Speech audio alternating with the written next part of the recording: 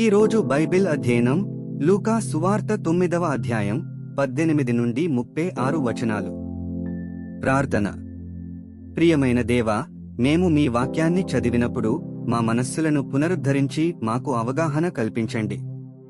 మీరు మా సమయాన్ని ఆశీర్వదించి మీకు దగ్గరగా రావడానికి మాకు సహాయం చేయండి. యేసు నామంలో ఆమెన్. లూకా సువార్త 9వ అధ్యాయం 18వ వచనం నుండి. ఒకప్పుడాయన ఒంటరిగా ప్రార్థన చేయుచుండగా ఆయన శిష్యులు ఆయన యొద్ద ఉండిరి.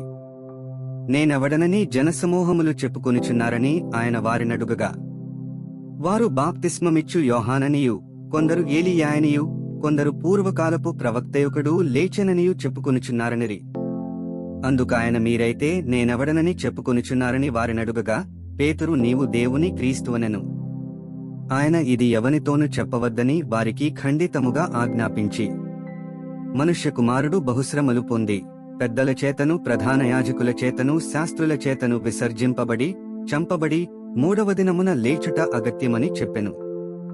మరియు ఆయన అందరితో ఇట్లనెను, ఎవడైనను నన్ను వెంబడింపగోరిన ఎడల తన్ను తాను ఉపేక్షించుకుని ప్రతిదినము తన శిలువను ఎత్తికొని నన్ను వెంబడింపవలెను. తన ప్రాణమును రక్షించుకునగోరువాడు దానిని పోగొట్టుకునను, నా నిమిత్తమై తన ప్రాణమును పోగొట్టుకునువాడు దానిని రక్షించుకునను. ఒకడు లోకమంతయు సంపాదించి తన్ను తాను పోగొట్టుకునిన ఎడల లేక నష్టపరచుకునిన ఎడల వానికేమి ప్రయోజనము? నన్ను గూర్చియు నా మాటలను గూర్చియు సిగ్గుపడువాడెవడో వాని గూర్చి మనుష్యకుమారుడు తనకును తన తండ్రికిని పరిశుద్ధ దూతలకును కలిగియున్న మహిమతో వచ్చినప్పుడు సిగ్గుపడును. ఇక్కడ నిలిచియున్న వారిలో కొందరు దేవుని రాజ్యమును చూచు వరకు మరణము రుచి చూడరని నేను మీతో నిజముగా చెప్పుచున్నానెను. ఈ మాటలు చెప్పినది మొదలుకొని రమారమి 8 దినములైన తరువాత ఆయన పేతురును యోహానును యాకోబును వెంటబెట్టుకుని ప్రార్థన చేయుటకు ఒక కొండ ఎక్కెను. ఆయన ప్రార్థించుచుండగా ఆయన ముఖరూపము మారెను, ఆయన వస్త్రములు తెల్లనివై ధగధగ మెరిసెను. మరియు 2 పురుషులు ఆయనతో మాటలాడుచుండిరి. వారు మోషే ఏలీయా అనువారు.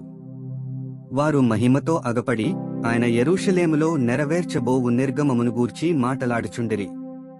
పేతురును అతనితో కూడా ఉన్నవారును నిద్రమత్తుగా ఉండిరి.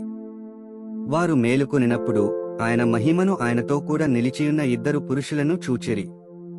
ఆ 2 పురుషులు ఆయన యొద్ద నుండి వెళ్లిపోవుచుండగా పేతురు యేసుతో, ఏలినవాడా, మనమిక్కడ ఉండుట మంచిది. నీకొకటియు మోషేకొకటియు ఏలీయాకొకటియు 3 పర్ణశాలలు మేము కట్టుదుమని తాను చెప్పినది తానెరుగకయే చెప్పెను. అతడీలాగు మాటలాడుచుండగా మేఘమొకటి వచ్చి వారిని కమ్మెను. వారు ఆ మేఘములో ప్రవేశించినప్పుడు శిష్యులు భయపడిరి. మరియు ఈయననే నేర్పరచుకొనిన నా కుమారుడు, ఈయన మాట వినుడని యొక్క శబ్దము ఆ మేఘములో నుండి పుట్టెను. ఆ శబ్దము వచ్చిన తరువాత యేసు మాత్రమే అగపడెను. తాము చూచిన వాటిలో ఒకటియు ఆ దినములలో ఎవరికినీ తెలియజేయక వారు ఊరకుండిరి. 36 వచనాలు చదివియున్నాము. ముగింపు ప్రార్థన. సర్వశక్తిమంతుడైన దేవా, నీవే మార్గము, సత్యము మరియు జీవము.